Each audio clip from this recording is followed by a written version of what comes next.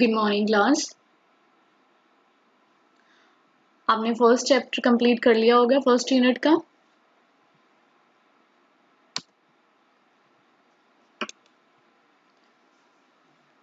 आपको पता लग गया होगा हॉस्पिटल क्या होता है, हॉस्पिटल के डिपार्टमेंट कौन से होते हैं, क्या क्या चीज़ें इंपॉर्टेंट हैं।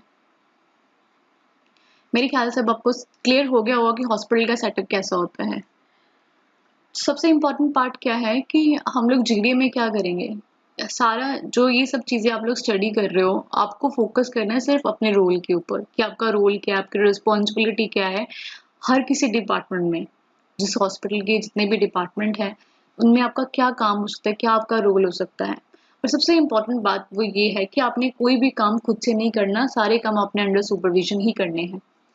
तो कुछ क्वालिटीज हैं जो इस चैप्टर में हम लोग स्टडी करेंगे कि जीडीए की क्या क्वालिटीज होनी चाहिए।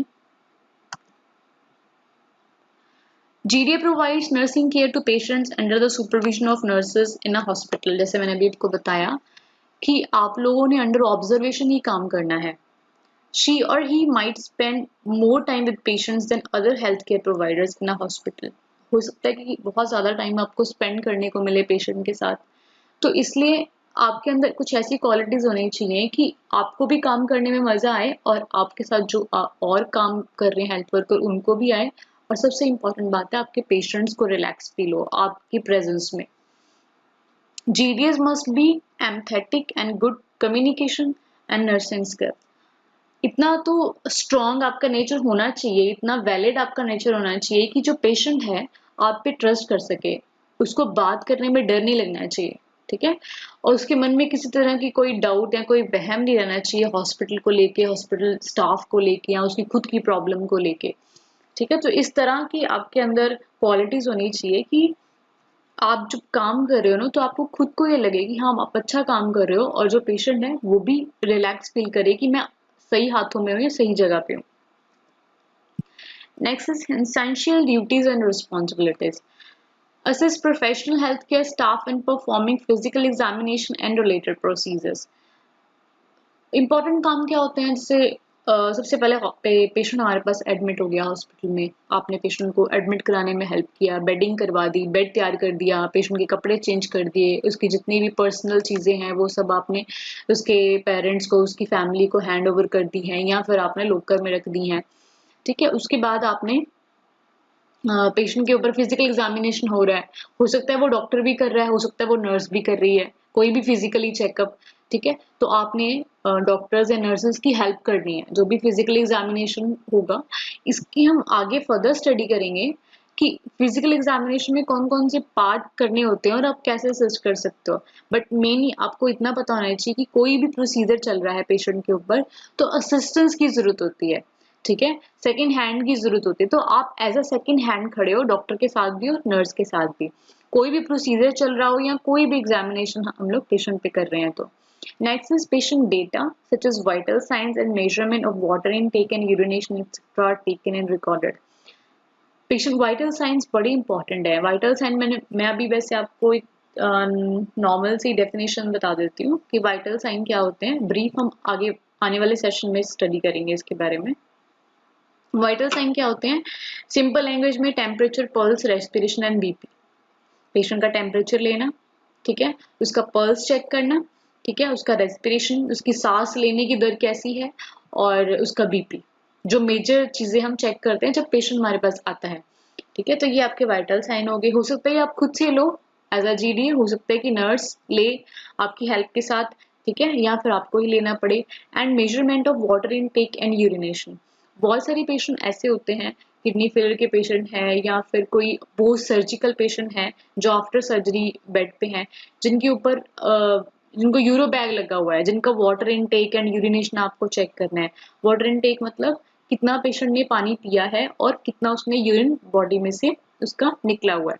तो ये सारे इन सब चीजों को आपने एक चार्ट बना होता है, उसके ऊपर आपने उसकी एंट्री करनी होती है। नेक्स्ट सेशन में मैं कोशिश करूंगी कि इन सब चीजों के जो चार्ट होते हैं ना, जैसे वाइटल साइन का हो गया, इनटेक आउटपुट चार्ट हो गया, मैं आपको अलग से उसकी एक वीडियो बना के दूं ताकि आपको एक आइडिया क्लियर हो जाएगी किस तरह के चार्ट्स आपको हॉस्पिटल में जाके देखने को मिलेंगे। ठीक है, Next is changes and abnormal findings in a patient's data are communicated. कोई भी चेंजेस हैं या आप शिफ्ट पे हो, ठीक है, आप पेशेंट की कंडीशन को ऑब्जर्व कर रहे हो, सुपरवाइज कर रहे हो, पेशेंट में कोई चेंज आता है।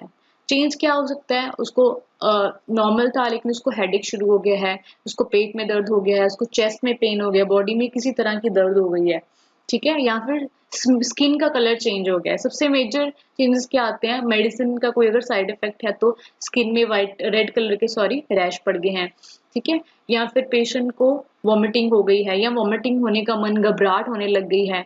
इस तरह के जो चेंजेस हैं या फिर अबनॉर्मल फाइंडिंग्स, कुछ ऐसा अबनॉर्मल आपको पेशेंट में देखने में लगे तो आपने उसको आगे इन्फॉर्म करना है अपने सुपरवाइजर को या अपने सीनियर को। Next is the patient's environment, including her and his room, examination room or treatment areas kept neat and clean.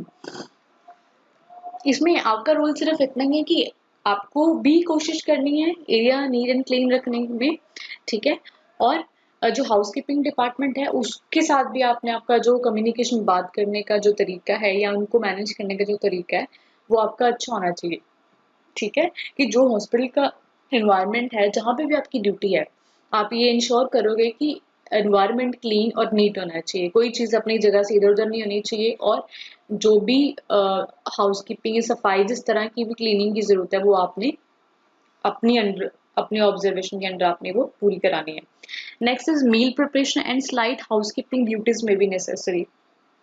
Meal preparation में क्या है, अगर तो पेशेंट का फूड खाने का जो है उसका डाइटरी है हॉस्पिटल से ही है तो उसके लिए डॉक्टर ने अलग से प्रिस्क्राइब किया होगा, या अगर नहीं भी किया तो नॉर्मल जो मील होना चाहिए वो आपने देखना है, ध्यान रखना है उसका, या फिर अगर घर से भी आ रहा है तो भी उन चीज़ों का आपने ध्यान रखना है, ठीक है। Next is equipment maintenance and safety checks are completed.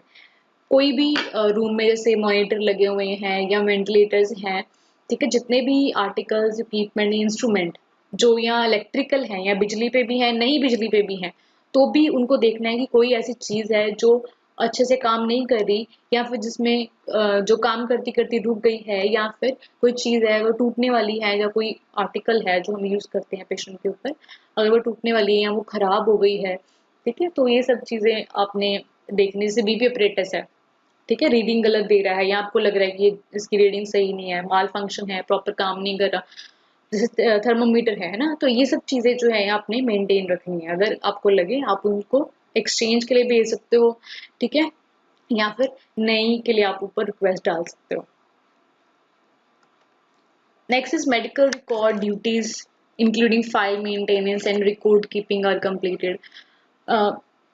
अगर आपको आप कोई काम कर रहे हो और आपको उसकी एंट्री करनी है, मेडिकल रिकॉर्ड कंप्लीट करना है पेशेंट की फाइल पे, और आपका काम है कि पेशेंट को आपने केयर दी है, आपने उसके केयर करी है, या आपने उसको बाथ दिया है, या आपने उसको कपड़े चेंज कराया, या आपने उसकी पोजीशन चेंज करी है, या आपने उसको खाना खिलाया है, तो कोई भी अगर आपने केयर करी है तो आपने उसकी फाइल में जो है उसकी एंट्री करनी है, फाइल मेंटेन करनी है। एंड इवन जो जो काम हो रहा है, मान लो आपने काम थोड़ी देर पहले किया लेकिन उस टाइम आप बिजी थे, आपने फाइल मेंटेन नहीं की है तो आप बाद में कर सकते हो, जैसे वाइटल्स की आपने एंट्री कर दी, इतने बजे आपने टेम्परेचर लिया, तो ये सब आपने फाइल में मेंटेन रखना है, ठीक है।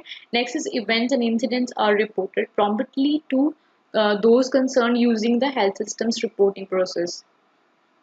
आपने क्या करना है कि कोई इवेंट और इंसिडेंट्स है वो भी आपने रिपोर्ट करना है, जैसे मैंने आपको बताया कि कोई अबनॉर्मल फाइंडिंग आपको पेशेंट में नजर आती है तो वो आप उसमें मेंशन कर सकते हो कि इतने बजे पेशेंट को ये प्रॉब्लम हुई थी और उस पर ये ट्रीटमेंट दिया, वो जो ट्रीटमेंट दिया वो डॉक्टर तो मेंशन करेगा ही, बट आप भी उस टाइम पे वो चीज़ मेंशन कर सकते हो।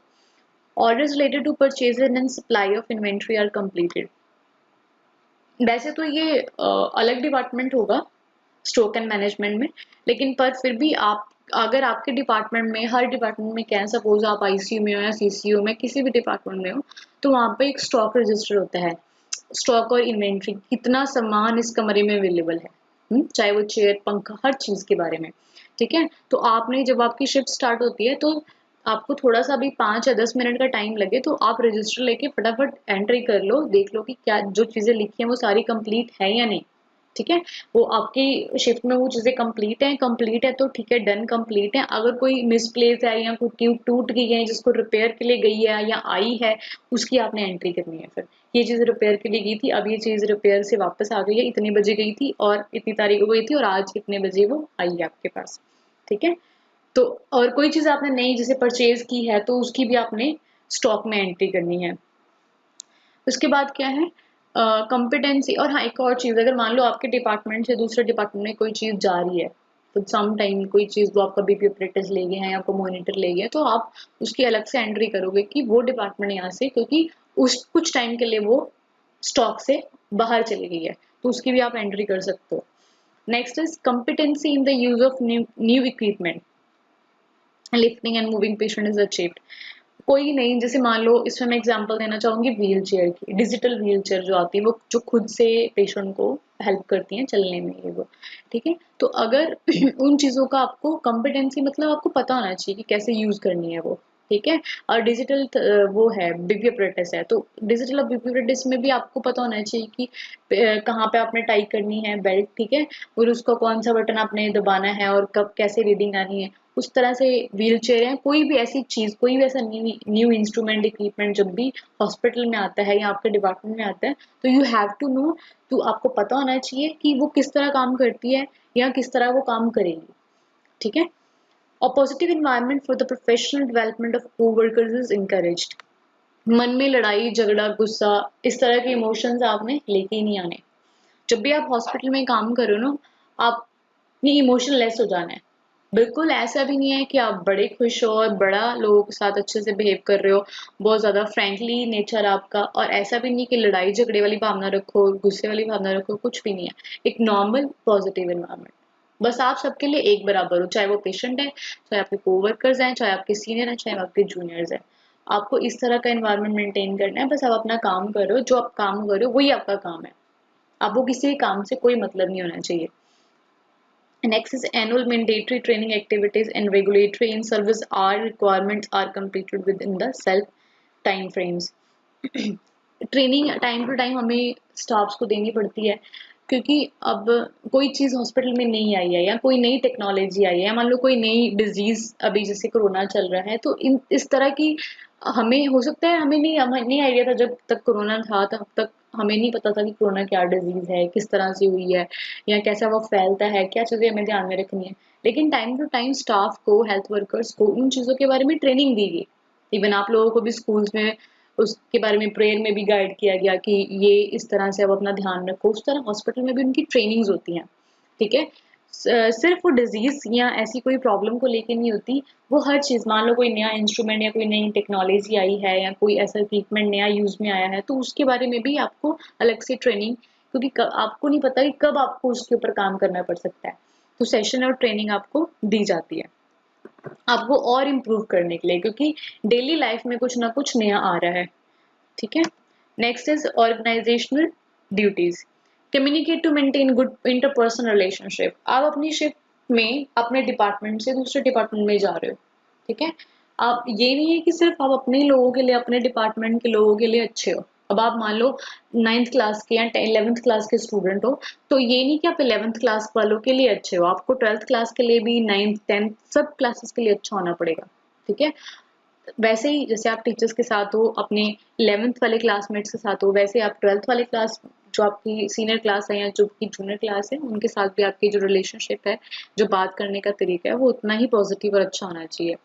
ठीक है, वैसे ही जैसे आप अपने हॉस्पिटल में दूसरे डिपार्टमेंट में जाते हो जिसमें आप कभी नहीं गए हो, या फिर कभी कम ड्यूटी लगी है या कभी मौका नहीं मिला वहां जाने का, तो उनके साथ भी आपका बात करने का जो तरीका है वो वैसा ही होना चाहिए, एक प्रोफेशनल और एक positive way. Next is service extended to internal and external customers. Service extended मतलब जीडीए की कुछ ऐसी ड्यूटीज आ जाती हैं कि उनको हॉस्पिटल के बाहर भी जाना पड़ सकता है या फिर हॉस्पिटल के अंदर ही दूसरे डिपार्टमेंट में जाना पड़ सकता है। मान लो कोई फाइल दे के भेज दिया या किसी पेशेंट को दूसरे डिपार्टमेंट में भेज दिया, लैब में टेस्ट कराने के लिए भेज दिया, तो इस तरह का जो सर्विस एक्सटेंड होती है, इंटरनल भी एक्सटर्नल, मान लो पेशेंट जो है सिविल हॉस्पिटल से पीजे रेफर हुआ या फिर प्राइवेट हॉस्पिटल से पीजे रेफर हुआ, आप पेशेंट को पीजे छोड़ने गए, आप पेशेंट की फाइल लेके पेशेंट की सारी डिटेल आप वहाँ हैंड ओवर करने के, तो आपका एक इस तरीका का प्रोफेशनल आपका वे होना चाहिए, एक बात करने का भी, रिप्रेजेंट करने का भी पेशेंट की कंडीशन को भी, ठीक है, वो एक पॉजिटिव और एक प्रोफेशनल वे होना चाहिए आपका। इन सब चीज़ों के लिए भी आपको एक रेडी रहना पड़ेगा। आपका कॉन्फिडेंस लेवल जो है इस तरह का होना चाहिए कि आप इंटरनल और एक्सटर्नल दोनों ड्यूटीज आप मैनेज कर सको। Next is participate in performance improvement activities. Participate करना चाहिए परफॉर्मेंस, ये तो हम लोग क्या होता है ना हॉस्पिटल में, ये इस तरह के लिए वर्कशॉप भी होती हैं।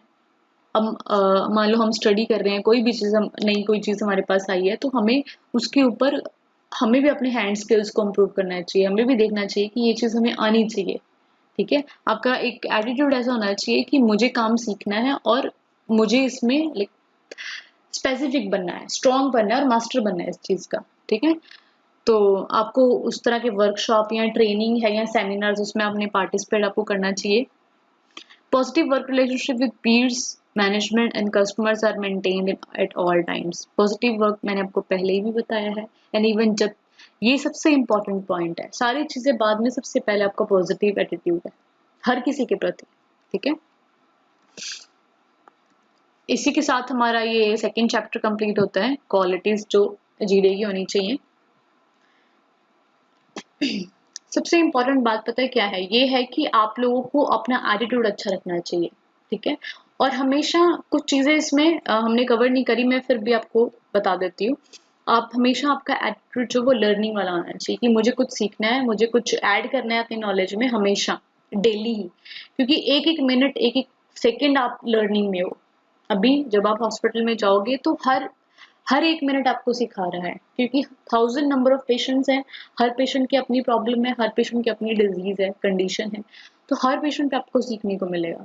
प्लस आपको हॉस्पिटल के हर स्टाफ से, हर पर्सन से सीखने को मिलेगा। तो एक लर्निंग एटीट्यूड आपका होना चाहिए पॉजिटिव, तो मैंने आपको बोली थी कि पॉजिटिव होना चाहिए, ऑनेस्ट होना चाहिए, ईमानदारी होनी चाहिए उसमें। ये नहीं कि आप कोई ऐसा काम कर रहे हो जो हॉस्पिटल की पॉलिसीज के अगेंस्ट है, और इवन ह्यूमन काइंड के भी अगेंस्ट है, आपको वो ऐसा काम नहीं करना चाहिए जो इंसानियत के भी अगेंस्ट हो। तो ऑनेस्ट होना चाहिए, पोलाइट होना चाहिए, और ये नहीं कि पेशेंट के साथ आप किसी चीज़ का रिवेंज लो कि इसने मेरे को गलत बोला। हो सकता है पेशेंट, अब बड़े हॉस्पिटल में क्या पेशेंट वीआईपीज होते हैं, अच्छी फैमिलीज के होते हैं, ठीक है, तो वो थोड़ा उनका नेचर या उनका बात करने का, उनका एटीट्यूड डिफरेंट हो जाता है। लेकिन हमें अपना एटीट्यूड वही रखना है जो हर पेशेंट के लिए हम रख रहे हैं, ठीक है। हम उससे किसी तरह का रिवेंज नहीं ले सकते, हम ये नहीं कहेंगे तेरे को बाद में देख लेंगे, ये सब चीज़ें मन में आपने नहीं लेके आनी है, ठीक है। इस तरह का नेचर आपका होना भी नहीं चाहिए जब आप हॉस्पिटल सेटअप में हो, ठीक है। फिर आप बिल्कुल पोलाइट हो, बस आपका जो एम होना चाहिए, जो टारगेट होना चाहिए, पेशेंट की केयर है। अब आगे जो भी नेक्स्ट सेशन आएंगे उसमें हम डीपली स्टडी करेंगे, क्या हम पेशेंट के ऊपर हम क्या क्या चीज़ें कर सकते हैं, ठीक है। इंडिपेंडेंटली भी कर सकते हैं क्या चीज़ें, और इंडिपेंडेंटली भी हमें कौन सी चीज़ें करनी है, क्लियर है। अगर आपको कोई भी डाउट हो तो आप मुझे मैसेज कर सकते हो। और मैं आप लोगों को रिक्वेस्ट करना चाहूँगी, सब लोग अपने घर पे रहें, अच्छा खाना खाएं, अपनी इम्यूनिटी को स्ट्रॉन्ग रखें और सोशल डिस्टेंसिंग को मेंटेन कीजिए। Thank you so much, have a nice day.